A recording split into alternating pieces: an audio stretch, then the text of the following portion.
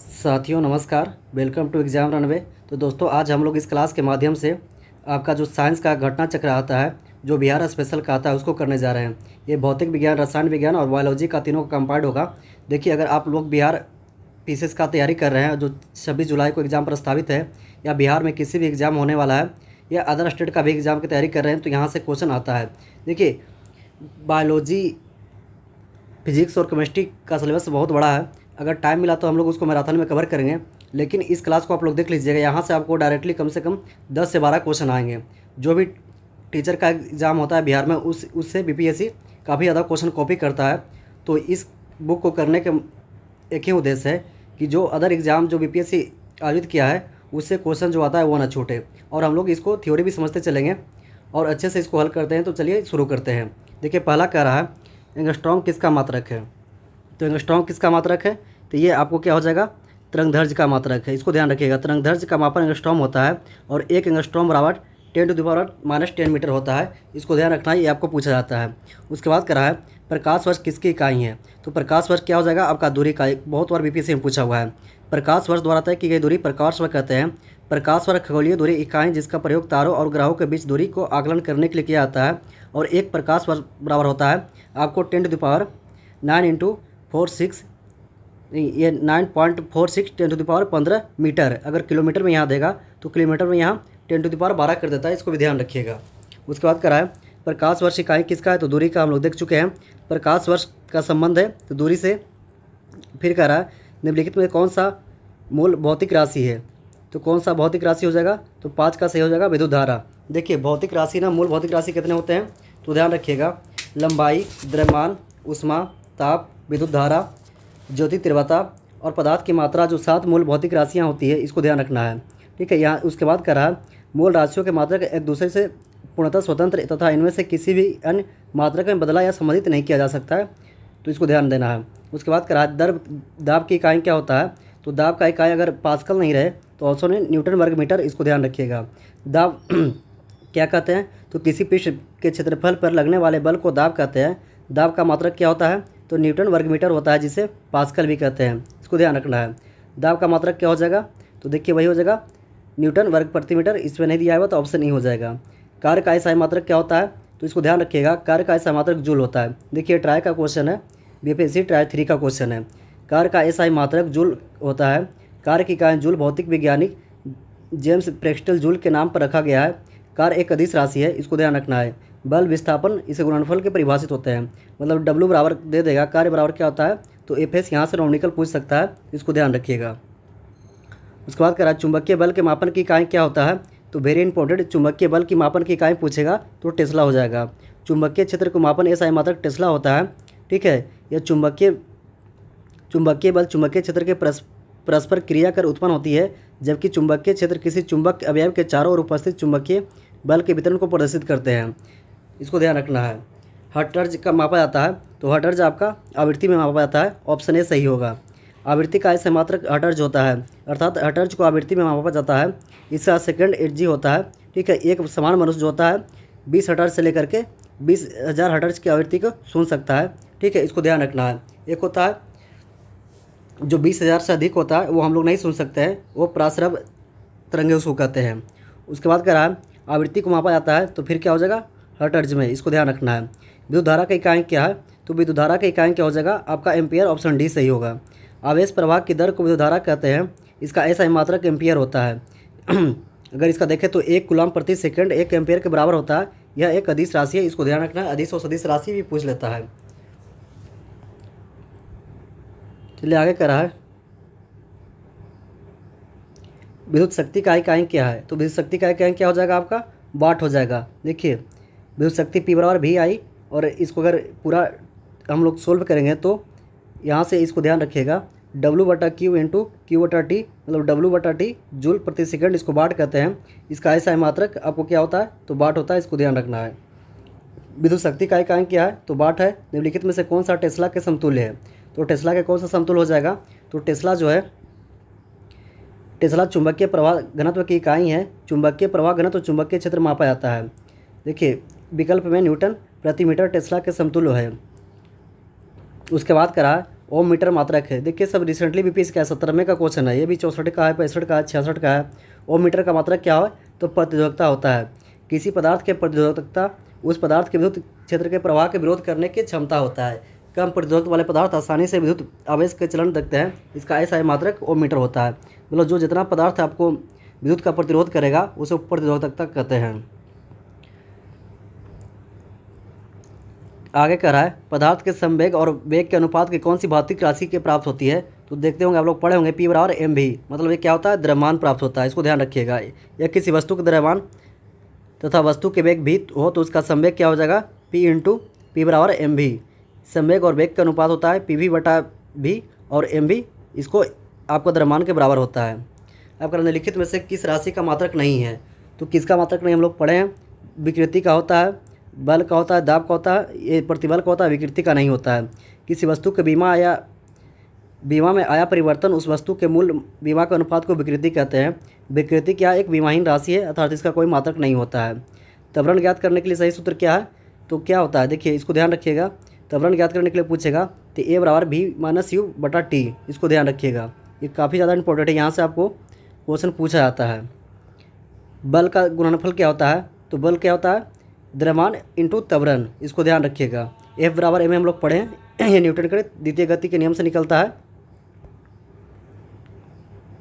उसके बाद कराने लिखित में से कौन सा सदिश अदिश राशि है? तो देखिए अदिश राशि कौन सा हो जाएगा? आपको बल, वेग और त्वरण, इसको याद रखिए। आबा बेबी बत्स, इसको ध्यान रखिएगा। आबा बेबी बत्स मतलब बल, विस्थापन, त्वरण, संवेग आपको सदिश राशि हो जाएगा। वही अदिश राशि की बात करें तो आयतन, दाब, चाल, दूरी अदिश राशि हो जाएगा। निम्नलिखित में कौन सा सदिश राशि नहीं है? तो आपका आयतन हो जाएगा। देखिए आपको हम अभी बताए थे बा बेबी बत्स। धारा घनत्व क्या है? तो एक सदिश राशि है। सिर्फ घनत्व कहेगा तो आपका अदिश हो जाएगा, लेकिन धारा घनत्व पूछेगा तो सदिश राशि होगा, इसको ध्यान रखिएगा। इसका ऐसा मात्रक क्या होता है? तो AM² होता है। आय करा निम्नलिखित में से कौन सा सदिश राशि नहीं है? तो आपका सदिश राशि क्या हो जाएगा? वेग हो जाएगा, विस्थापन हो जाएगा, बल आघूर्ण हो जाएगा, गति आपका क्या है? तो गति अदिश राशि है। अब देखते हैं मापक एवं पैमाने। तो किसी मीटर के उपयोग वाहन द्वारा तय की गई दूरी को मापने के लिए क्या कहते हैं? तो ओडोमीटर कहते हैं, इसको ध्यान रखिएगा, पूछा हुआ कितना बार क्वेश्चन है। ओडोमीटर का उपयोग वाहन द्वारा तय की गई दूरी मापने किया जाता है, जबकि क्रोनोमीटर का उपयोग समय मापने में किया जाता है, और स्पीडोमीटर का प्रयोग जो है गति मापने में किया जाता है। स्पीड मापने में स्पीडोमीटर, और ए मीटर का प्रयोग विद्युत धारा मापने में किया जाता है, इसको ध्यान रखना है। आर्द्रता क्या उपकरण होती है? तो हाइग्रोमीटर। देखिए हाइग्रोमीटर कहेगा तो आर्द्रता उपकरण होती है, ठीक है।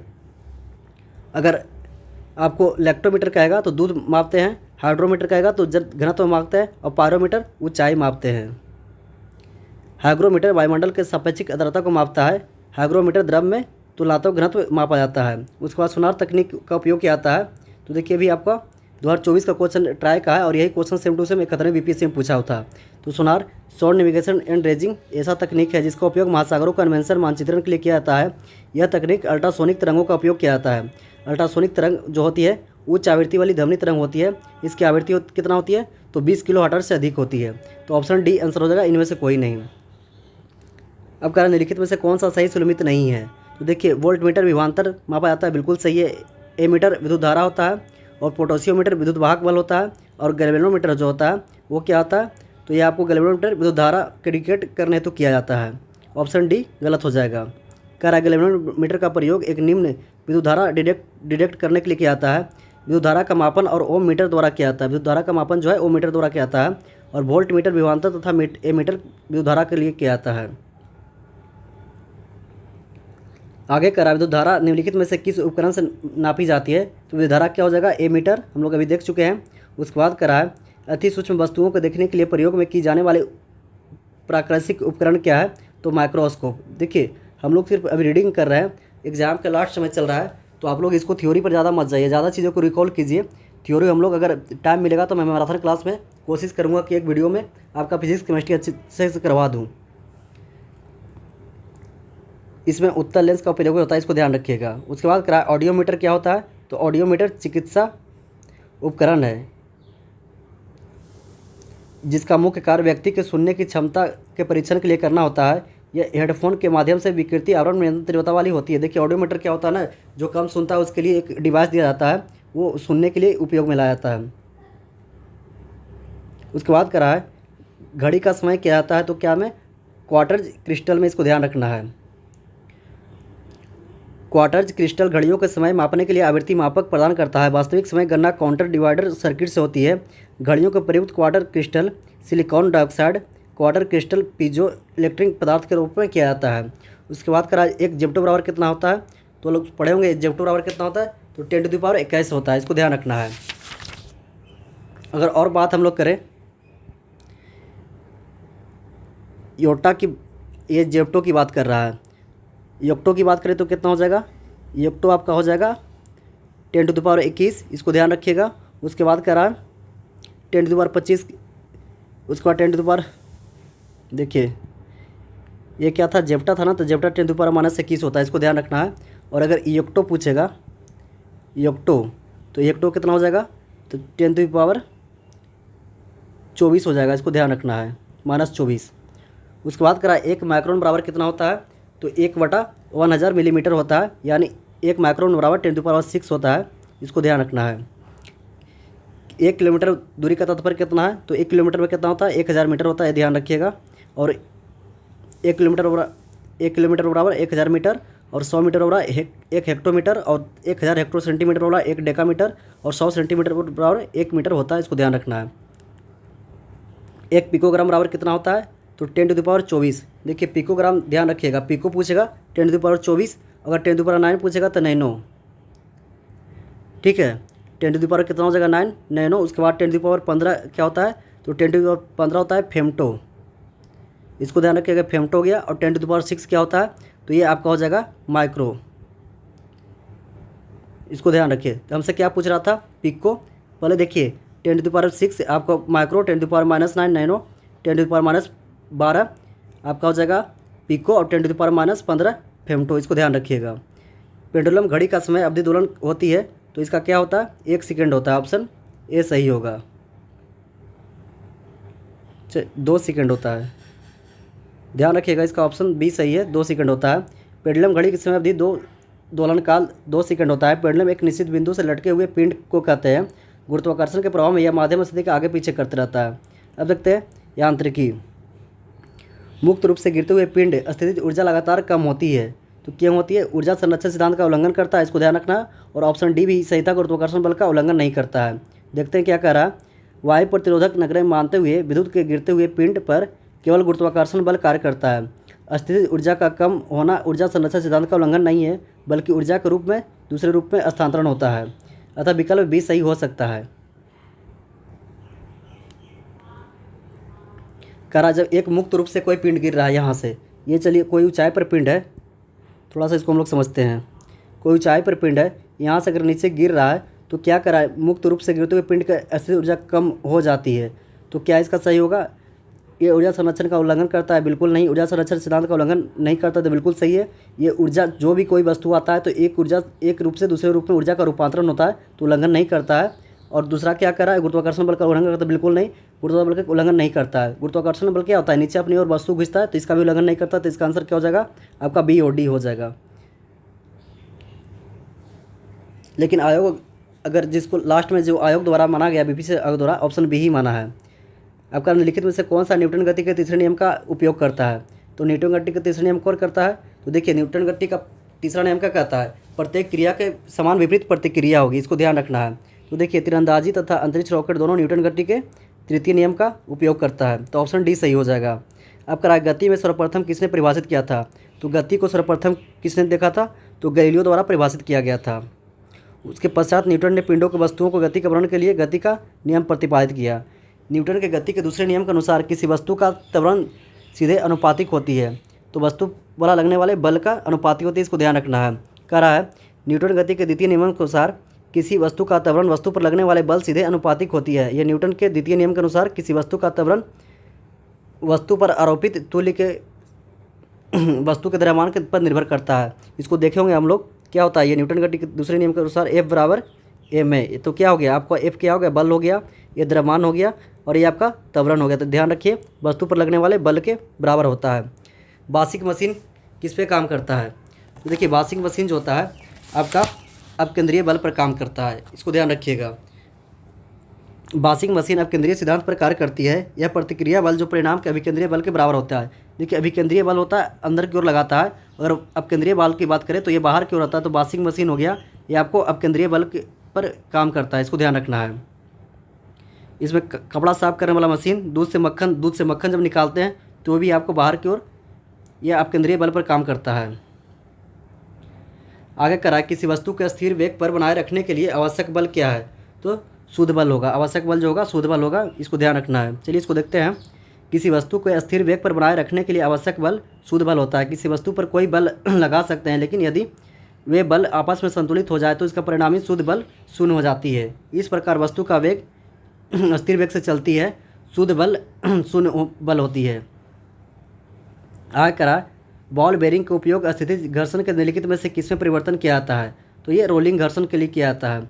बॉल बेरिंग उपयोग स्थितिज घर्षण के रोलिंग घर्षण के परिवर्तित किया जाता है, जो वृत्ताकार गेंद या बेरिंग के रूप में लुढ़कती है, जो गति के विरोध करने वाला बॉल रोलिंग घर्षण कहलाता है। देखते होंगे, देखिए बॉल बेरिंग क्या होता है, इसके अंदर एक ग्रीस में डाल करके आपको छोटा छोटा रिंग लगाता हुआ है, ये क्या होता है, रोलिंग घर्षण रोलिंग करता है, यूँ करता है। आगे कह रहा है, फुटबॉल के खेल में एक गोलकीपर फुटबॉल को गेंद पकड़ने के बाद अपने हाथों को पीछे और खींच लेता है। यह गोलकीपर किस प्रकार सक्षम है? तो ये आपका होगा समय में परिवर्तन को कम करने के लिए। देखिए अगर कोई यहाँ से फुटबॉल है, ठीक है, फुटबॉल यहाँ से, या क्रिकेट का मैदान में आप क्रिकेट खेलते होंगे, क्रिकेट से समझिए, उसी का उदाहरण है। यहाँ से क्रिकेटर कोई बल्ला से आपको गेंद मारा और ये गेंद आपके पास आ रहा है, तो खिलाड़ी क्या करता है, अपने तरफ हाथ को खींच लेता है ताकि इसका संवेग में जो होता है संवेग कम करे और इसका जो त्वरण है वो भी कम हो, जिससे क्या होगा, चोट कम लगेगा और गेंद उछलेगा नहीं। तो ऑप्शन ए सही हो जाएगा। अपने हाथों को पीछे खींचकर गोलकीपर गेंद को पकड़ने का समय बढ़ा देता है। जितना हम लोग खींचेंगे, यहाँ मान के चलिए बॉल आ रहा था, यहाँ बॉल आया, हम लोग नीचे खींचेंगे तो इसका समय बढ़ेगा, थोड़ा देरी में पहुँचेगा तो समय ऑटोमेटिक कम होगा। तो इससे क्या होगा, चोट कम लगेगा और बॉल आकर के सुरक्षित हाथों में चिपक जाएगा। उसके बाद कराए, केंद्रमुखी बल किसके लिए जिम्मेदार है?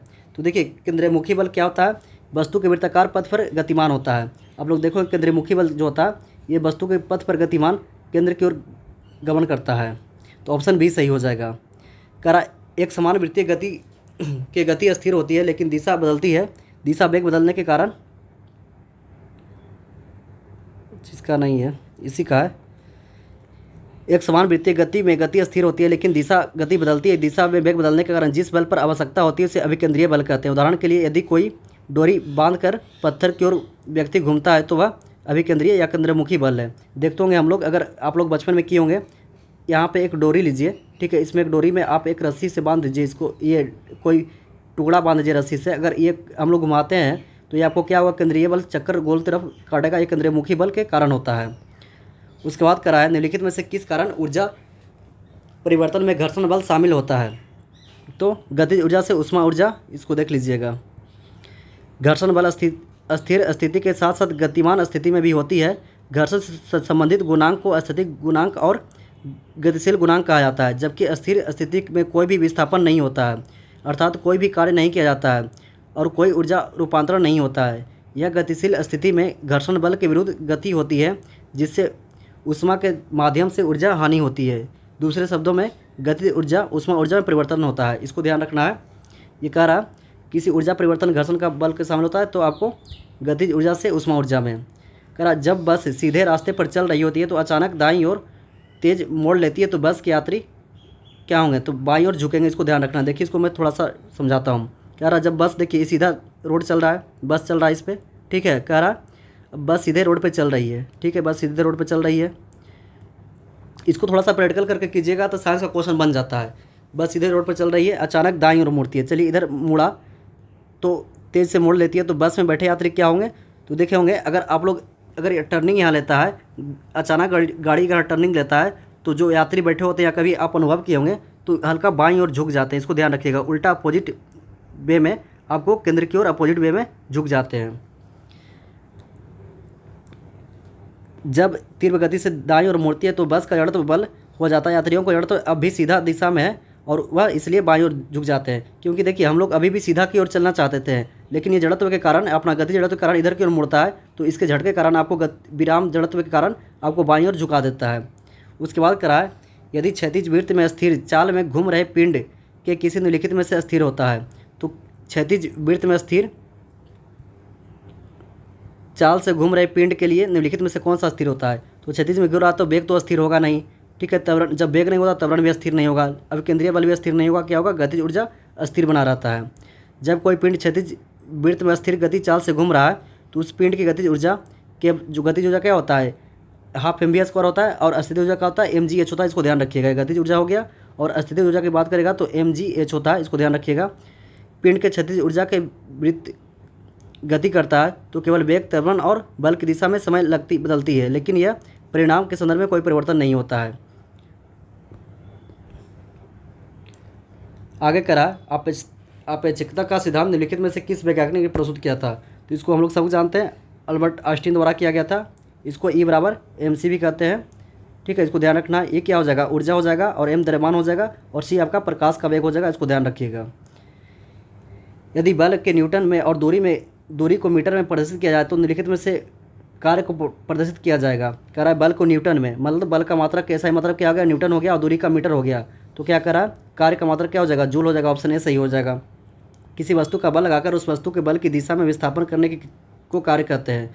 कार्य बराबर का होता है बल इंटू बल की दिशा में हुआ विस्थापन। इसको ध्यान रखिएगा। बल में न्यूटन और दूरी को मीटर प्रदर्शित करते हैं तो कार्य को जूल से प्रदर्शित ए सही मात्रक हो जाएगा।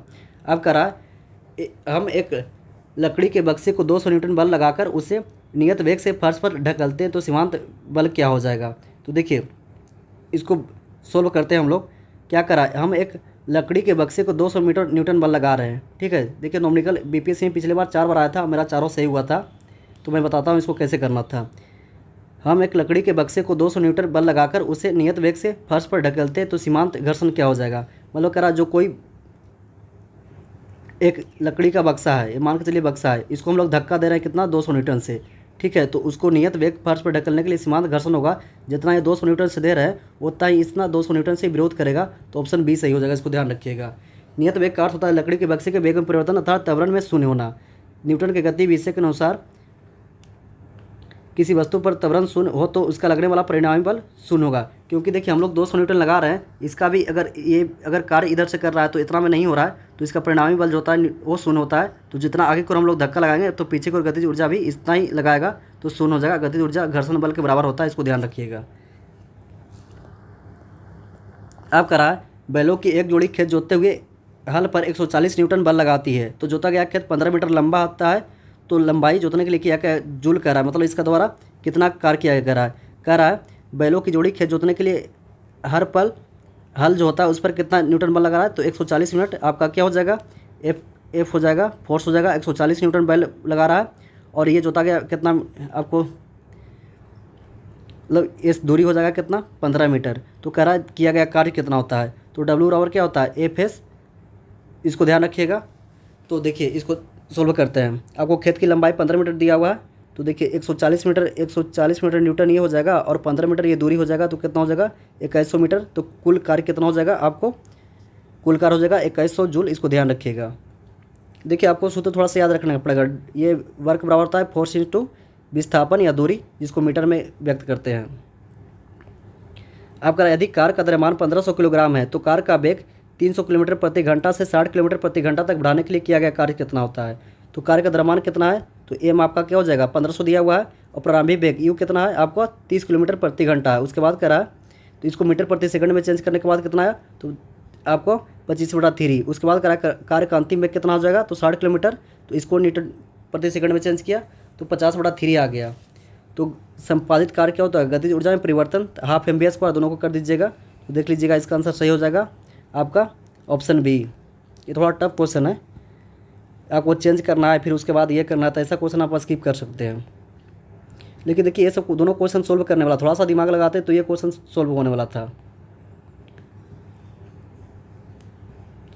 फिर उसके बाद करा एक ट्रक विराम अवस्था में किसी पहाड़ी से नीचे की ओर नियत त्वरण से लुढ़कना शुरू करता है और 20 सेकंड के बाद 400 मीटर दूर तय करता है। तो ट्रक का द्रव्यमान 60 टन है तो लगने वाला बल क्या होगा। अगर देखिए क्या करा है, 20 सेकंड में टी कितना दिया है आपको, 20 सेकंड दिया हुआ है, और दूरी जो तय करता है वो कितना है, एस बराबर आपको कितना दिया हुआ है, 400 मीटर दिया हुआ है, और द्रव्यमान एम कितना है, मास आपको कितना हुआ, 60 टन दिया हुआ है। तो चलिए हम लोग शुरू करते हैं। देखिए पहले कोई वस्तु जब विराम अवस्था से चलता है, गति अवस्था में आता है, तो विराम अवस्था में आता है तो उसका यू 0 होता है। ठीक है, तो यू कितना हो जाएगा अपना 0। तो देखिए दूरी बराबर क्या सूत्र होता है, ये समान त्वरण वाला वस्तु के लिए गति का सूत्र होता है एस बराबर होता है U T plus half A T square. इसको ध्यान रखिएगा।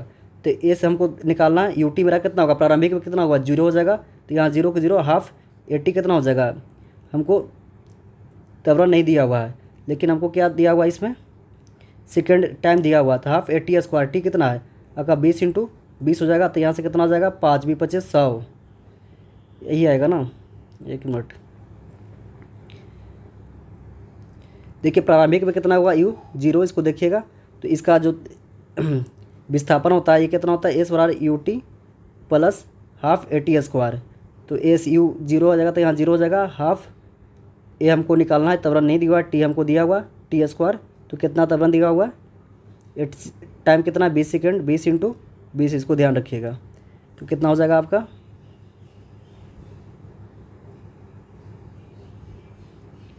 ये आपका हो जाएगा half A T square, half 20 × 25 को 200।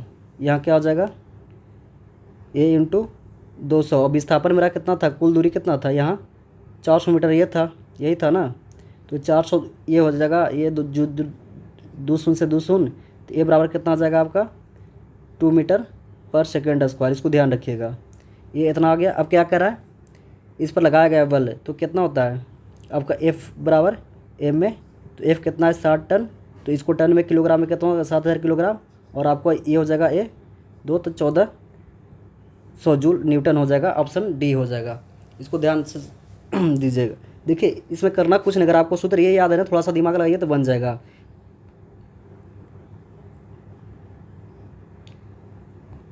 चलिए आगे करा है, यदि धरती पर घूमने पर गति घूर्णन बढ़ा दी जाए तो भूमंड रेखा पर पिंड का वजन क्या होगा।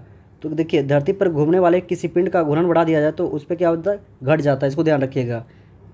कह रहा है किसी घूर्णन पर निकाय भूमध्य रेखा पर अपकेंद्रीय बल कार्य करता है तो वह गुरुत्वाकर्षण बल के विरुद्ध कार्य करता है, जिसके भूमध्य रेखा पर व्यक्ति की भार को कमी दर्ज की जाती है। भूमध्य रेखा पर अपकेंद्रीय बल का प्रभाव आपका घूर्णन से आता है। अब आगे करा, एक वस्तु का भार पृथ्वी के सतह पर मापने पर 100 न्यूटन आता है तो चंद्रमा पर भार उसके कितना हो जाएगा। तो ध्यान रखिएगा। देखिए चंद्रमा पर भार क्या होता है, भार आपका 1/6 कम हो जाता है। लेकिन अगर द्रव्यमान कहेगा तो द्रव्यमान हर जगह सेम होता है, द्रव्यमान आपको नहीं बदलता है। तो आपका चंद्रमा पर कितना, यहाँ पृथ्वी पर कितना भार हो जाता था 100 न्यूटन। चंद्रमा पर जाएंगे तो 100/1/6 कर देंगे तो कितना आ जाएगा आपको 16.7 न्यूटन आ जाएगा। इसको ध्यान रखना है। भार सिर्फ चेंज होता है, ध्यान रखिएगा, द्रव्यमान चेंज नहीं होता है। अलग अलग द्रव्यमान की दो वस्तुएं चंद्रमा की सतह के पास स्वतंत्र रूप से गिरने से क्या होता है, तो किसी क्षण एक ही वेग पर गिरेगा। क्योंकि क्या होगा, देखिए मुक्त पतन के सभी पिंडों का त्वरण जी के स्वतंत्र रूप से होता है। वेग का संबंध v बराबर U T plus half G T से है, इसलिए वेग जी का नहीं बल्कि u प्रारंभिक वेग टी परिवर्तन होता है। तो u 0 हो जाएगा, तो समान हो जाएगा। ऑप्शन डी सही हो जाएगा। अब कराए, यदि आप एक लिफ्ट में खड़े हैं, लिफ्ट के फर्श पर आपके भार द्वारा लगा बल कितना होता है। तो देखिए करा, आप अगर एक लिफ्ट में खड़े हैं तो लिफ्ट के फर्श पर आपके भार द्वारा लगा बल कितना होता है।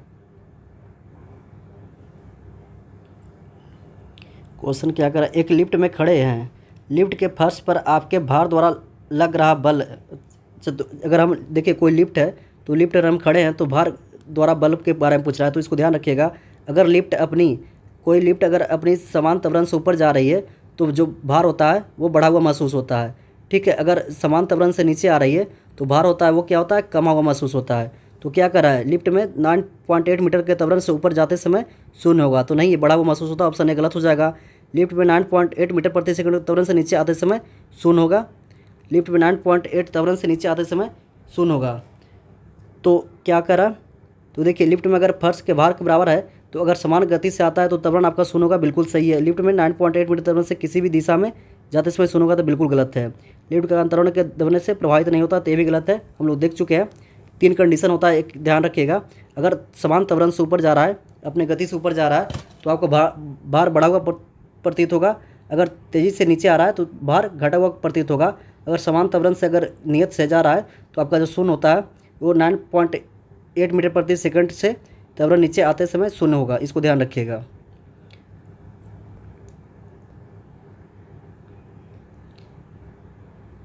आगे करा, पृथ्वी की सतह पर गुरुत्वाकर्षण का कारण त्वरण लगभग कितना होता है? तो 9.8 मीटर, सभी को याद होगा। यदि एक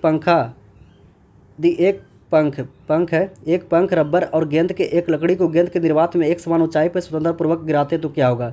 देखिए, अगर निर्वात की बात करेगा ना, तो कोई भी वस्तु हो, निर्वात में ध्यान रखिएगा, कोई भी वस्तु हो, कितना भी द्रव्यमान का हो, निर्वात में अगर कोई भी गिरेगा, निर्वात मतलब शून्य की स्थिति में गिरेगा, तो सही वस्तु का जो ये आपका क्या होगा, एक साथ पृथ्वी पर गिरेगा। यही अगर पूछ देता कि अगर हवा में हो या निर्वात की बात नहीं करता, तो जिसका द्रव्यमान ज़्यादा होगा वो जल्दी गिरेगा और जिसका द्रव्यमान कम होगा वो थोड़ा लेट से गिरता है, क्योंकि हवा के विरोध के कारण वो होते रहता है।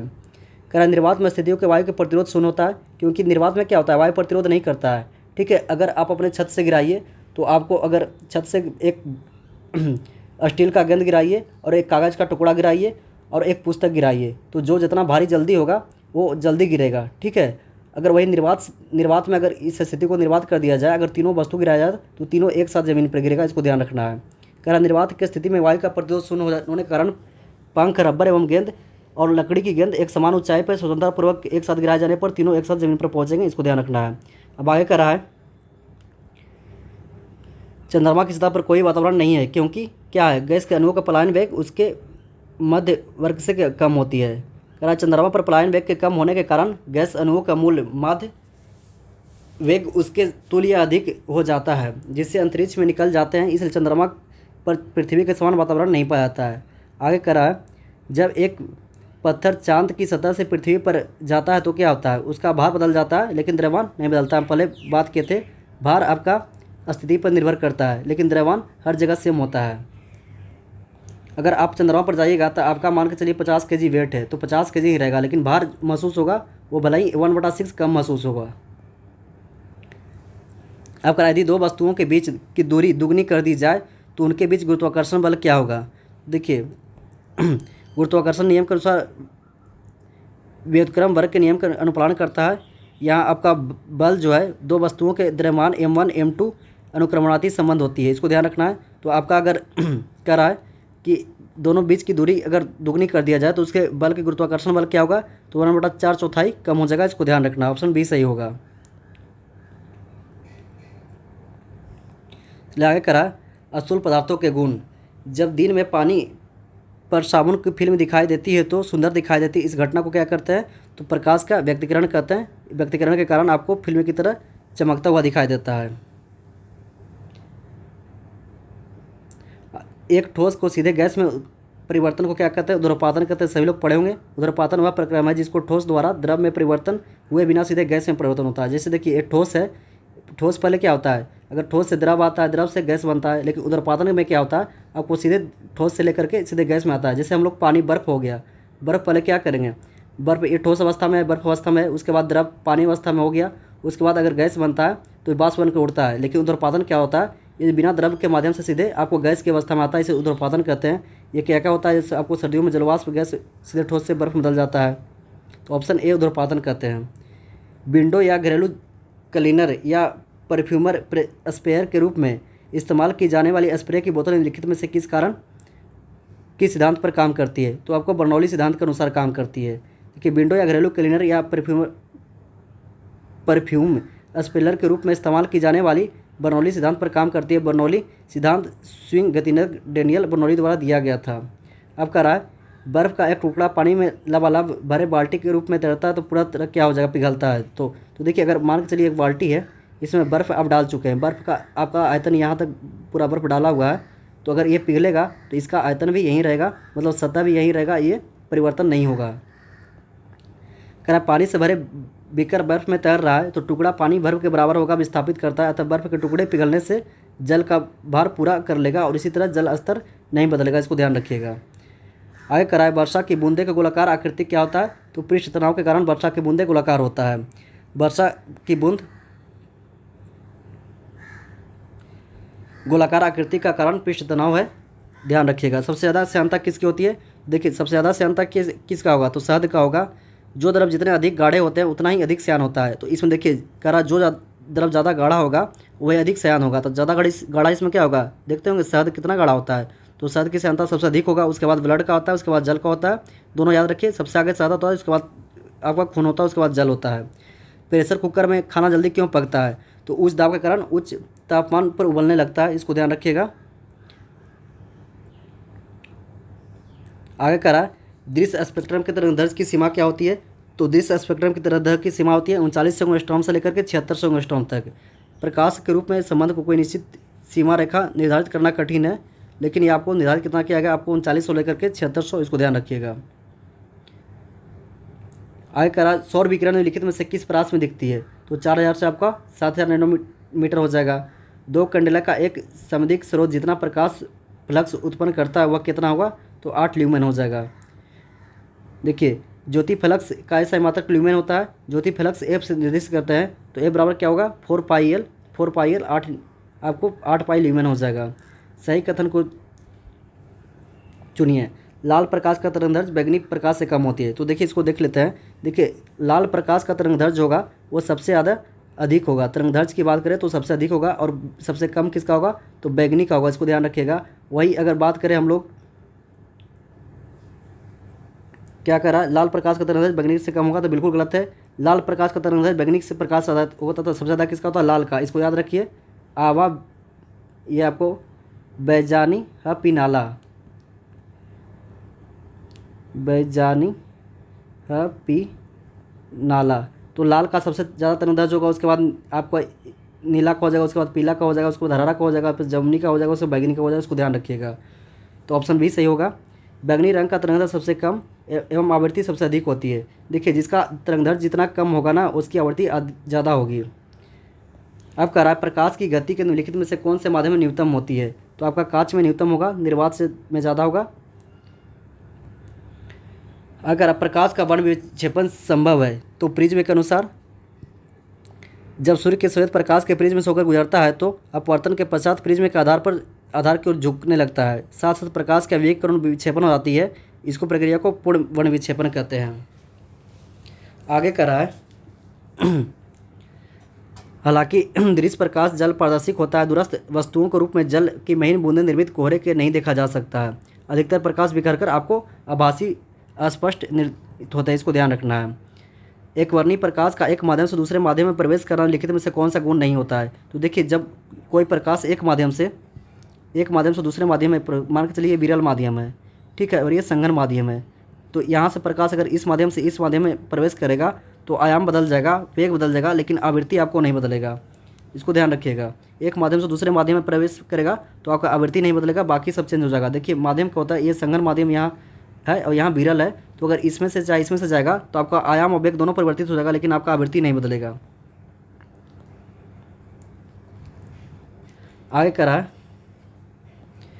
प्रकाश के 7 रंग होते हैं, 7 रंगों का अलग करने का तरीका क्या है? तो अगर एक प्रिज्म को हम लोग देखेंगे, प्रिज्म को अगर प्रकाश यहाँ से प्रिज्म से देते हैं तो आपको 7 रंग में विभाजित होकर के निकलता है, तो ऑप्शन ए सही होगा। देखिए 7 रंग बैंगनी, जामुनी, नीला, हरा, पीला, नारंगी तथा लाल होता है। श्वेत प्रकाश के नली में कैसे उत्पन्न होता है? तो तंतु को गर्म करने पर श्वेत प्रकाश में नली में उत्पन्न होता है। आगे कह रहा है ट्यूबलाइट में प्रकाश किस पर निर्भर करता है?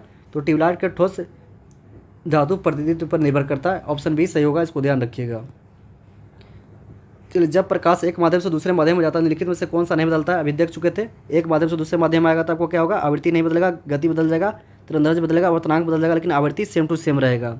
जब कोई प्रकाश तरंग वायु से कांच या माध्यम से दूसरे माध्यम में जाती है तो प्रकाश की आवृत्ति वही रहती है, लेकिन उसका तरंगदैर्घ्य और वेग दोनों बदल जाता है। आगे कह रहा प्रकाश विकिरण की प्रकृति कैसी होती है? तो तरंग एवं कण दोनों के समान होती है, तो ऑप्शन सी सही हो जाएगा।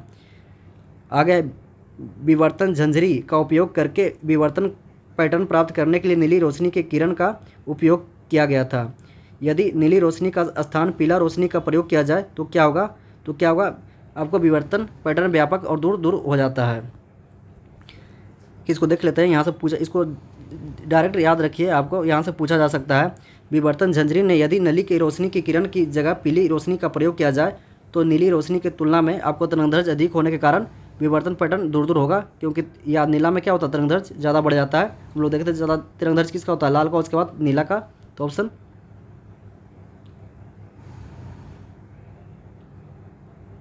आपका सी सही होगा। आकाश नीला लगता है क्योंकि लघु दीर्घ तरंगे की अपेक्षा वायुमंडल द्वारा अधिक परिकिरण होती है। आकाश नीला इसलिए दिखाई देता है क्योंकि आने वाला वहाँ से किरण होती है, परिकिरण होकर के आपको नीला दिखाई देती है। तो परिकिरण के कारण ऑप्शन बी सही होगा। देखिए आकाश का नीला दिखाई देता है क्योंकि सूर्य के श्वेत प्रकाश का वायुमंडल में रेले परिकिरण होता है। वायुमंडल में सूक्ष्म कण लघु तरंगदैर्घ्य वाले प्रकाश के दीर्घ तरंगदैर्घ्य की अपेक्षा अधिक परिकिरण करते हैं।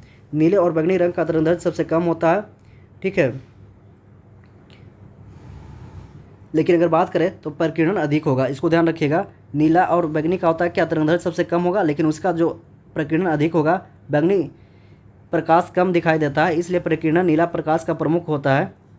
उसके बाद करा वह घटना जिसके कारण आकाश नीला दिखाई देता है तो किससे हो जाएगा, तो प्रकाश का परिकिरण हो जाएगा। रातों के समय खुले आकाश में तारों टिमटिमाते हैं तो ये भी आपका क्या हो जाएगा, अपवर्तन के कारण हो जाएगा। रात के समय खुले आकाश में तारे टिमटिमाते हैं, इससे कारण क्या हो जाएगा, तारों का टिमटिमाना आपको वायुमंडल होने वाले अपवर्तन के कारण होता है। उसके बाद निम्नलिखित में से कौन सा छाया की उत्पत्ति के लिए जिम्मेदार है, तो छाया की उत्पत्ति के लिए कौन सा जिम्मेदार है, तो प्रकाश का ऋजुरेखीय प्रसार। छाया की उत्पत्ति के लिए प्रकाश का ऋजुरेखीय प्रसार है। छाया का निर्माण तब होती है जब प्रकाश ऑब्जेक्ट द्वारा प्रकाश के किसी भी सीधे या भाग में अवरुद्ध कर दिया जाता है। अब करा है 20 सेंटीमीटर की फोकस दूरी पर उत्तल लेंस की सतह पर सफ़ेद घोड़ा प्रतिबिंब बनाने की बड़ी संख्या में काले रंग की पट्टियाँ बनाई जाती है तो प्रतिबिंब कैसा होगा। तो कि 20 सेंटीमीटर फोकस दूरी वाला उत्तल लेंस की सतह पर सफ़ेद घोड़े का प्रतिबिंब बनाने के लिए बड़ी संख्या में काले रंग की पट्टियाँ होती है तो क्या होगा, आपको कम चमक वाला एक घोड़ा बनेगा। इसको ध्यान रखिए, इस टाइप का क्वेश्चन कभी ज़्यादा बीपीएससी फंसा देता है। तो 20 सेंटीमीटर फोकस दूरी वाला उत्तल लेंस की सतह पर सफ़ेद घोड़े का प्रतिबिंब बनाने के लिए बड़ी संख्या में काले रंग की पट्टियाँ बनाई जाती है, जिससे लेंस का एक बड़ा भाग प्रकाश के अवरुद्ध हो जाता है। केवल कुछ छोटे छोटे हिस्से ही प्रकाश किरण गुजर पाती है। इस लेंस को प्रभावी अपचरण घट जाता है और घोड़े का प्रतिबिंब कम चमकीला दिखाई देने लगता है। उत्तल लेंस की फोकस दूरी एफ एल कितना 10 सेंटीमीटर है। पानी में डुबाने पर क्या होगा, तो आपको एफ एल 10 सेंटीमीटर से उत्तल लेंस की तरह कार्य करेगा। ध्यान रखना, ऑप्शन सी सही हो जाएगा। चलिए काफ़ी ज़्यादा इसको देख लीजिएगा, इतना हालांकि कुछ क्वेश्चन पूछ लेता है। तो पी वाई क्यू करने का देखिए एक ही उद्देश्य है कि थोड़ा सा हम लोग पैटर्न इसका पकड़ ले और डायरेक्ट अगर इससे यहाँ से क्वेश्चन आए तो डायरेक्ट यहाँ से देखिए क्वेश्चन अगर कॉपी पेस्ट करें तो छूटे नहीं। आय कराए दृष्टि के खराबी निकट दृष्टि का उपयोग के नाम से जाना जाता है। तो देखिए एक होता है निकट दृष्टि दोष, एक होता है दूर दृष्टि दोष। इसको ध्यान रखिएगा। निकट दृष्टि दोष मायोपिया कहते हैं, ठीक है। इसमें क्या होता है, इस रोग में पीड़ित व्यक्ति नज़दीक के वस्तुओं आसानी से देख पाता है लेकिन दूर के वस्तुओं को नहीं देख पाता है। निकट दृष्टि दोष, तो निकट दृष्टि दोष में क्या होता है, इसको देखिए थोड़ा सा देख लीजिए। निकट और दृष्टि दोष, निकट दृष्टि में क्या, निकट के वस्तुएं साफ साफ दिखाई देगा लेकिन दूर का वस्तुएं नहीं दिखाई देगा। तो निकट दृष्टि दोष, लेकिन निकट में दृष्टि दोष में क्या होगा, निकट की वस्तुएं साफ दिखाई देगा और दूर का नहीं दिखाई देगा। अगर वही बात करेगा दूर दृष्टि दोष, तो दूर की वस्तुएं साफ दिखाई देगा लेकिन इसमें नज़दीक के दिखाई नहीं देता है, तो इसको ध्यान रखिएगा। परंतु दूर स्थित वस्तुओं को नहीं देख पाते। समस्या नेत्र लेंस की फोकस दूरी घट जाने के कारण लेंस की मोटाई बढ़ने या लेंस की क्षमता की वृद्धि के कारण होती है। इस निवारण के लिए आपको फोकस दूरी अवतल लेंस का प्रयोग किया जाता है, इसको ध्यान रखिएगा। तो निकट दृष्टि दोष की बात करेगा तो किसमें, अवतल लेंस, और अगर दूर दृष्टि की बात करेगा तो आपको उत्तल लेंस का प्रयोग होता है। आकर मायोपिया वह बीमारी है जिसे व्यक्ति नहीं देख पाता है। तो मायोपिया हम लोग देखे थे, दूर के स्पष्ट वस्तुओं को नहीं देख पाता है। तो निकट दृष्टि दोष किसका उपयोग उपचारित किया जाता है, तो निकट की वस्तुएं साफ साफ, दूर की वस्तुएं नहीं दिखाएगा। तो दूर के लिए किसका, अवतल लेंस का, और इसके लिए क्या होगा आपको, उत्तल लेंस के लिए आपको किस में होगा, ये दूर दृष्टि में होगा, ये निकट दृष्टि दोष में होगा। करा किसी दोष जिससे व्यक्ति दूर की वस्तुओं को तो स्पष्ट नहीं देख पाता है लेकिन पास की वस्तुओं का स्पष्ट देख सकता है, तो ये दोष क्या कहलाता है, तो देखिए क्या हो जाएगा, आपको निकट दृष्टि दोष हो जाएगा। अवतल दर्पण द्वारा बनाया गया प्रतिबिंब वास्तविक उल्टा और वस्तु के आकार के बराबर होता है, तो वस्तु की स्थिति क्या होगा, तो वक्रता केंद्र पर होगा।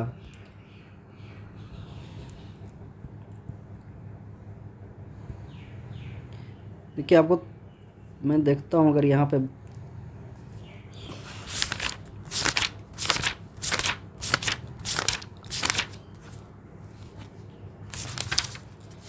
देखिए यहाँ से मैं थोड़ा सा समझाने की कोशिश करता हूँ, अगर आप लोग समझिएगा तो थोड़ा सा आपको आसानी होगा याद करने में।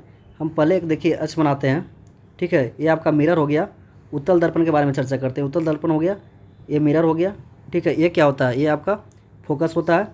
ये क्या हो गया, ये सेंटर हो गया। ये आपका अनंत हो गया, इसको ध्यान रखिएगा, इसको अनंत कहते हैं। ये फोकस हो गया, ये सेंटर हो गया। और थोड़ा सही से बनाता हूँ मैं, एक बार देख लीजिएगा, यहाँ से काफ़ी ज़्यादा कन्फ्यूजन दूर हो जाएगा। ये आपको उत्तल दर्पण हो गया, ठीक है। ये आपका पोलर हो गया, ये आपका सेंटर हो गया, ये आपका फोकस हो गया, ये आपका अनंत हो गया। इसको ध्यान रखिएगा। देखिए यहाँ से हम लोग शुरू करते हैं, अनंत ये हो गया, तो यहाँ से 1 से शुरू करते हैं, अनंत और आपका सेंटर के बीच में 2 लिखते हैं, यहाँ 3 लिखते हैं, आपका फोकस और सेंटर के बीच में 4 लिखते हैं, इसको ध्यान रखिएगा। और आपको यहाँ फोकस और पोलर के बीच में यहाँ 6 लिखते हैं, इसको ध्यान रखिएगा। अब इसको यहाँ से करना है, यहाँ से फिर चलना है, यहाँ से 1 लिखिए, यहाँ 2 लिखिए, सामने यहाँ 3 लिखिए, 4 लिखिए, 5 लिखिए। तो देखिए थोड़ा सा ध्यान रखिएगा। देखिए पहले हम लोग क्या लिए, यहाँ आपका सेंटर यहाँ था, सेंटर आपका ये हो जाएगा, सेंटर ये था, ये क्या होता है, पोलर होता है, ये प्रकाश फोकस होता है, और ये आपका अनंत होता है। तो देखिए 1 से 1 यहाँ मिलाइए, तो 1 से 1 यहाँ मिलाइए, तो अगर वस्तु अनंत पर होगा, देखिए यहाँ सोचिएगा, अगर 1 से 1 मिलाते हैं, फिर उसके बाद 2 से 2, तो 1 से 1 क्या देखते हैं, यहाँ वस्तु अगर अनंत पे होगा तो आपका जो क्या होगा, प्रतिबिंब कहाँ बनेगा, तो 1 से 1 का हम लोग डिनोट किए थे, यह फोकस पर बनेगा, इसको ध्यान रखिएगा, ठीक है। उसके बाद 2 से 2 मिलाइए, तो 2 हम लोग वस्तु कहाँ रखे हैं, तो यह आपका सेंटर और अनंत के बीच था, तो ये कहाँ बनेगा, तो आपको सेंटर और फोकस के बीच में बनेगा। तो 2 से 2 मिला रहा है तो कहाँ बनेगा, सेंटर और फोकस के बीच में। अगर देखिए अगर वक्रता केंद्र और अनंत के बीच वस्तु रखते हैं, 2 यहाँ रखे हैं ना, ठीक है, तो हमारा प्रतिबिंब कहाँ बन रहा है, तो प्रतिबिंब बन रहा है आपको फोकस और सेंटर के बीच में, ऑप्शन यहाँ पे बनेगा। देखिए यहाँ 2 को 2 यहाँ रखे थे, उसके बाद देखते हैं 3 को 3 सामने लिखते हैं, तो 3 क्या था आपका, हम लोग कहाँ रख रहे हैं, वस्तु सेंटर पर रख रहे हैं, केंद्र पे, तो हमारा त्रिज्या भी आपको आपका ये प्रतिबिंब भी सेंटर पे बन रहा है, तो यहाँ ये हो जाएगा। तो यही पूछ रहा था ना। देखिए अवतल दर्पण द्वारा बनाया गया प्रतिबिंब वास्तविक, उल्टा और वस्तु के आकार के बराबर होता है, तो वस्तु की स्थिति क्या होगा, तो देखिए 3 पर जब आएगा, सेंटर पर आएगा तो सेंटर पर बराबर हो जाएगा। उसके बाद 4 पे हम लोग देखते हैं, तो 4 क्या है हमारा, आपको वस्तु हम लोग कहाँ रखेंगे, फोकस और सेंटर के बीच में, तो प्रतिबिंब कहाँ बनेगा, आपको प्रतिबिंब बनेगा फोकस और अनंत के बीच में, इसको ध्यान रखिएगा। अगर वही वस्तु अगर हम लोग रखते हैं फोकस पे, अगर वस्तु हम लोग फोकस पे रखते हैं तो प्रतिबिंब कहाँ बनेगा, अनंत पे बनेगा, ध्यान रखिएगा। और अवतल दर्पण में ध्यान रखिए, जितना भी इधर प्रतिबिंब बनता है ये आपको क्या होता है, वास्तविक होता है, ठीक है, और उल्टा होता है। अगर इधर जो बनेगा आपको क्या होगा, ये आपको काल्पनिक होगा और ये सीधा होगा। तो एक ही सिचुएशन में आपको काल्पनिक और सीधा बनता है, वो कब होता है, जब फोकस एवं ध्रुव के बीच रखते हैं, फोकस एवं ध्रुव के बीच अगर यहाँ रखेंगे तो आपको यहाँ जा करके यहाँ पे प्रतिबिंब बनता है, इसको ध्यान रखिएगा। उसके बाद करा है, जब एक टेलीस्कोप के अभिदृश्य लेंस का व्यास बढ़ाया जाता है तो टेलीस्कोप का विभेदन क्षमता क्या होगा, तो विभेदन क्षमता भी इसका बढ़ता है। यदि किसी एनक को लेंसों की क्षमता 2 डायोप्टर है तो उसमें फोकस दूरी क्या हो जाएगी। देखिए फोकस दूरी बराबर क्या होता है, तो 1/d होता है, इसको ध्यान रखिएगा। तो क्या कह रहा, अधिक फोकस दूरी, ये जो लेंस की क्षमता कितना है आपका, 2 डायोप्टर है, प्लस 2 डायोप्टर, तो आपका कितना हो जाएगा, यहाँ पे 2 हो जाएगा। तो इसको काट दीजिए तो 0.5 मीटर यानी 50 सेंटीमीटर, ये हमेशा मीटर में आता है, तो ऑप्शन सी 50 सेंटीमीटर हो जाएगा। सौर भट्टी का प्रयोग क्या होता है, तो अवतल दर्पण में, देखिए अवतल दर्पण में क्या होता है, अवतल दर्पण में संरचनात्मक उपकरण जिसका उपयोग उच्च तापमान के उत्पादन के लिए अवतल दर्पण का प्रयोग किया जाता है। सौर भट्टी के लिए क्या होता है, तो अवतल दर्पण, ऑप्शन बी सही हो जाएगा।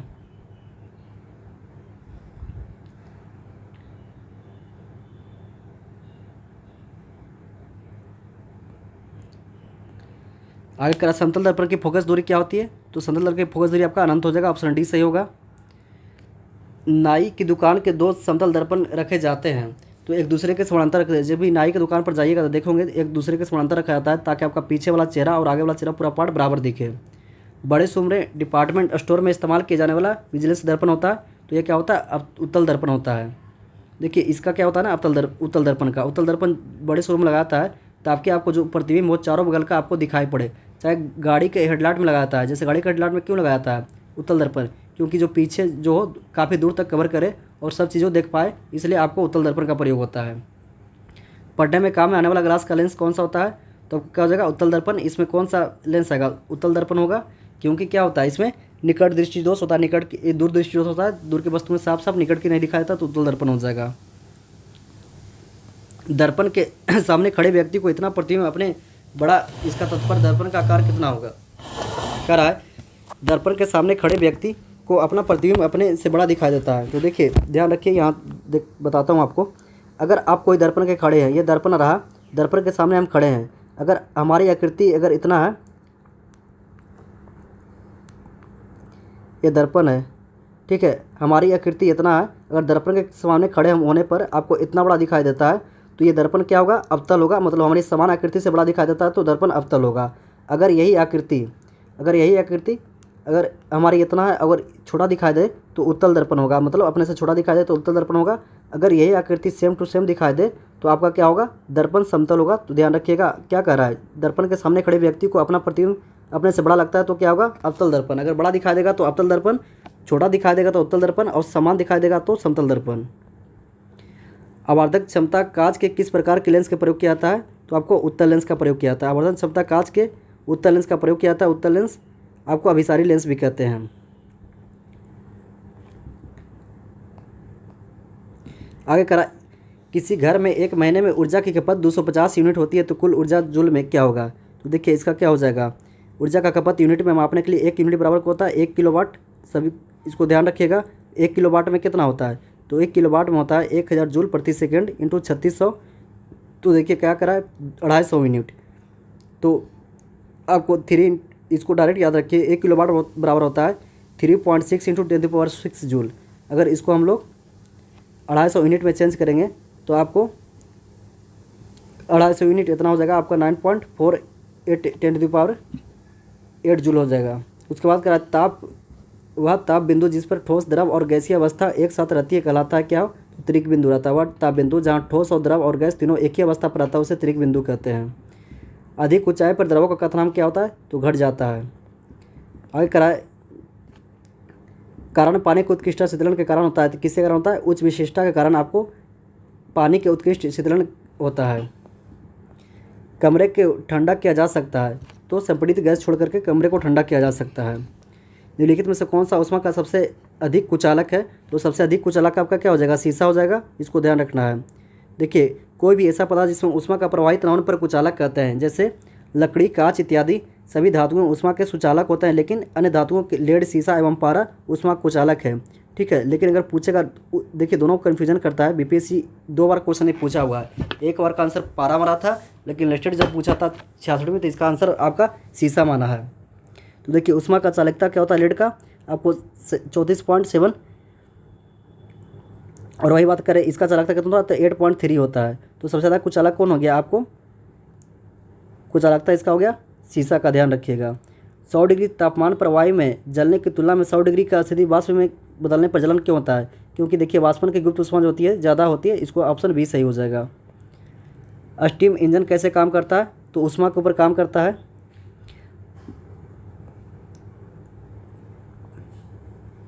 आय करा, वातानुकूलन यंत्र में किस कारण ठंडा होती है, तो गैस दबाने पर मुक्त करने से। देखिए अगर हम लोग एसी चलाते हैं तो एसी में क्या होता है, वहाँ से आपको गैस भराता है, गैस कंप्रेस करके हीट को बाहर निकालता है। तो ऑप्शन ए सही हो जाएगा। वातानुकूलन यंत्र में समानता एक वायु शीतक एयर कूलर तथा एक वायु तापक एयर हीटर होता है। वायु तापक संयंत्र वायु के तापमान को निश्चित बिंदु से कम होने पर तापन को बढ़ाता है तथा वायु को शीतलन यंत्र द्वारा अधिक ताप में वायु को शीतलन क्रिया द्वारा निर्धारित स्तर पर लाता है। वायु शीतलक यंत्र संपीड़न प्रकार है, इसको ध्यान रखिएगा। एक पंखा गर्मी के मौसम में आराम की अनुभूति कैसे पैदा करता है, तो क्या हो जाएगा, हमारा शरीर पसीना तेज़ी से वाष्पित होता है। हम लोग को जब गर्मी लगता है तो देखते होंगे तेज़ी से आपका जब पसीना वाष्पित नहीं होता है तो काफ़ी ज़्यादा बेकुलता होती है। जब पंखा के सामने जाते हैं तो क्या होता है, आपको वाष्पन दर को दर बढ़ा देता है, तो आपको पसीना जो होता है जल्दी सूखने लगता है। तो ऑप्शन डी सही हो जाएगा। कमरे में रखा रेफ्रिजरेटर का दरवाज़ा खोलकर तो क्या हो जाएगा, कमरे का ताप जो थोड़ा हो जाएगा बढ़ जाएगा। यदि रेफ्रिजरेटर को दरवाजे के कुछ घंटों के लिए खोल दिया छोड़ दो, कमरे का तापमान बढ़ जाएगा। आपका पानी का घनत्व अधिकतम क्या होता है, तो 4 डिग्री सेल्सियस होता है। पानी का घनत्व देखिए, पानी का घनत्व जो होता है आपको 4 डिग्री सेल्सियस पर अधिकतम होता है। उसके बाद क्या होता है, घनत्व आपको कमने लगता है। ठंड के दिनों में लोहे के टुकड़े और लकड़ी के टुकड़े के रूप में प्रातःकाल छुए तो लोहे का टुकड़ा ठंडा लगता है, क्यों होता है, देखिए जो जितना सुचालक होगा ना वो इतना ऊष्मा का अधिक अपने में ऑब्जर्व करेगा। तो लकड़ी के टुकड़े में लोहे की ऊष्मा का अच्छा चालक है, इसके कारण क्या होगा, आपको ये अधिक ठंडा लगेगा। कह रहा है लोहा ऊष्मा का अच्छा सुचालक है जबकि लकड़ी ऊष्मा का कुचालक है। प्रातःकाल में जब मौसम ठंडा रहता है तब ठंड के फलस्वरूप लोहा ऊष्मा का अच्छा सुचालक होने के कारण अधिक ठंडा हो जाता है, परंतु लकड़ी कुचालक होने के कारण कम ठंडा होता है। यही कारण है कि लोहा के छूने पर लकड़ी की अपेक्षा अधिक ठंडा महसूस होता है। ऊष्मा का स्थानांतरण किसके लिए माध्यम की आवश्यकता नहीं होती है? तो ऊष्मा का स्थानांतरण किसके लिए माध्यम की आवश्यकता नहीं होती है? तो आपको विकिरण के लिए माध्यम की आवश्यकता नहीं होती है। ऊष्मा का स्थानांतरण के लिए विकिरण विधि के माध्यम से आवश्यकता नहीं होती है। ठोस एवं द्रव में ऊष्मा का स्थानांतरण के लिए माध्यम की आवश्यकता होती है। ठीक है, ठोस एवं द्रव में क्रमशः चालन एवं संवहन विधि द्वारा होता है। तो 50 डिग्री का मान फ़ारेनहाइट में कितना होगा? तो 50 डिग्री का मान फ़ारेनहाइट में आपको कितना हो जाएगा? तो आपको 122 होगा।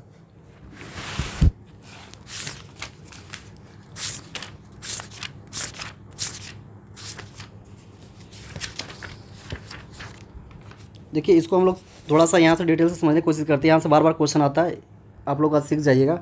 देखिए, एक होता है सेल्सियस, ठीक है, एक होता है आपका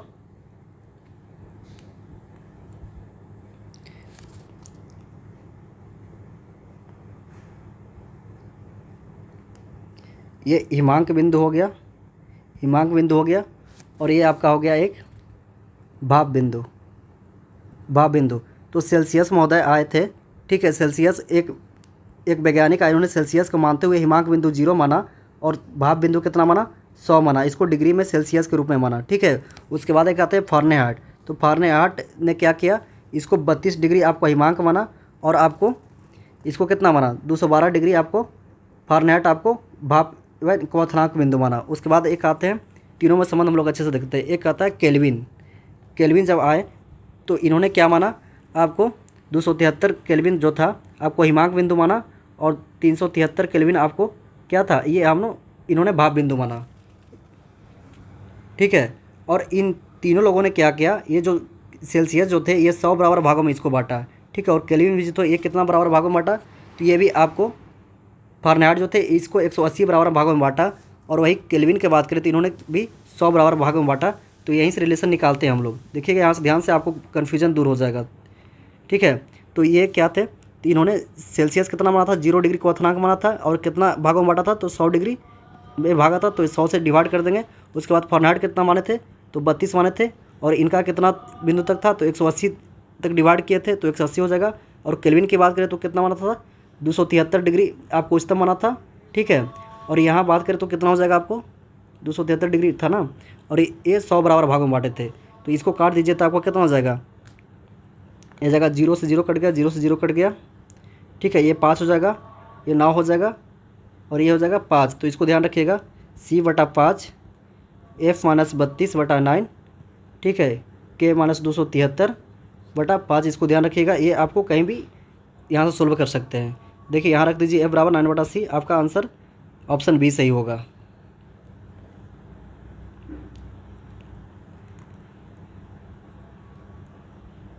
चलिए, उसके बाद करा 40 डिग्री सेल्सियस में फ़ारेनहाइट का स्केल कितना हो जाएगा? तो हम लोग निकाल चुके थे, 104 हो जाएगा। बाकी उसी फार्मूला पर रख दीजिए, आपको पूरा आंसर इसी पे चला आएगा। लोला की कालावधि क्या है? तो लंबाई के ऊपर निर्भर करता है। सर, लोला की कालावधि जो है लोला की लंबाई पर निर्भर करता है। इसको ध्यान रखिएगा। T बराबर होता है 2π√L/g। उसके बाद करा 2 उत्तरोत्तर श्रृंग अथवा 2 उत्तरोत्तर ग्रथ को क्या कहते हैं? तो तरंगदैर्घ्य कहते हैं, सभी लोग जानते हैं। उसका विद्युत चुंबकीय तरंगों का वेग क्या होता है? तो जो प्रकाश का वेग होता है वही विद्युत चुंबकीय तरंग का वेग होता है 3 × 10⁸ मीटर पर सेकेंड। इसको ध्यान रखिएगा। कॉस्मिक किरण क्या होता है? ये आवेशित किरण होता है। कॉस्मिक किरण विद्युत का चुंबकीय स्पेक्ट्रम का भाग नहीं है, ये उच्च ऊर्जा आवेशित किरण है जो अंतरिक्ष में लगभग एक गति के समान गति करता है। उसके बाद करा आंत के रोगों को निदान के लिए निम्नलिखित में से किसका उपयोग किया जाता है? तो आपको एक्स किरण का उपयोग किया जाता है। एक्स किरण का प्रकार विद्युत चुंबकीय विकिरण होता है जो चुंबकीय आंतों को रोग के निदान के लिए किया जाता है। एक्सरे वह गुण है जो किसी विक्षेपित किया जा सकता है। तो ये क्या कहता है? एक्सरे विद्युत का चुंबकीय तरंग है, या विद्युत चुंबकीय क्षेत्र का विक्षेपित नहीं किया जा सकता है क्योंकि इसमें कोई भी आवेशित कण उपस्थित नहीं होता है। तो ऑप्शन डी हो जाएगा। इसका खोज किसने किया था? तो रोडजन द्वारा किया गया था। आकर ध्वनि की तीक्ष्णता किससे निर्धारित होती है? तो किसके द्वारा होता है? तो तरंगदैर्घ्य द्वारा। चलिए कर आवृत्ति ध्वनि की तीक्ष्णता या तरवता को निर्धारित करती है। यदि कंपन की आवृत्ति अधिक हो तो इसका अर्थ है कि ध्वनि तीखी और उसका तरत्व अधिक होता है। यदि कंपन की आवृत्ति कम हो तो इसका अर्थ है कि ध्वनि का तरत्व कम होगा। सामान्यतः एक महिला की आवाज़ पुरुषों की अपेक्षा अधिक आवृत्ति तथा अधिक तीखी होती है। उल्लेखनीय है कि आवृत्ति एवं तरंगदैर्घ्य व्याकरणोपाती संबंध है। इसको ध्यान रखिएगा। अतः यह सत्य है कि ध्वनि की तीक्ष्णता उसकी तरंगदैर्ध्य पर निर्भर करती है। उदाहरण के लिए अगर तरंगदैर्ध्य जितनी कम होगी उसकी आवृत्ति उतना ही अधिक होगी। अब कह रहा है जब एक ध्वनि तरंग एक माध्यम से दूसरे माध्यम में जाती है तो वह अपरिवर्तित क्या रहता है, तो आवृत्ति नहीं बदलता है, बाकी आपको सब कुछ बदल देता है। हम लोग प्रकाश तरंग में भी देखे थे।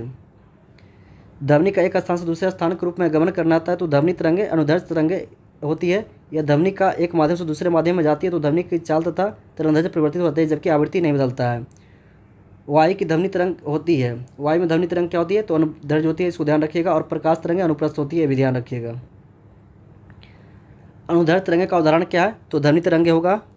एक संगीत कार्यक्रम में ऑर्केस्ट्रा बजाने से पहले एक सितार वादक तनाव को समायोजित करने के लिए कोशिश करता है। स्ट्रिंग को प्रयुक्त रूप में बाता ऐसा करने पर की ठीक कोशिश करता है। क्या करता है वो, अन्य आवृत्तियों की आवृत्ति के साथ सितार को स्ट्रिंग आवृत्ति बराबर करता है। 100 डेसिबल प्रवृत्ता स्तंभ होती है तो क्या होता है, आपको एक मशीन शोरगुल के स्थान पर 100 डेसिबल होगा।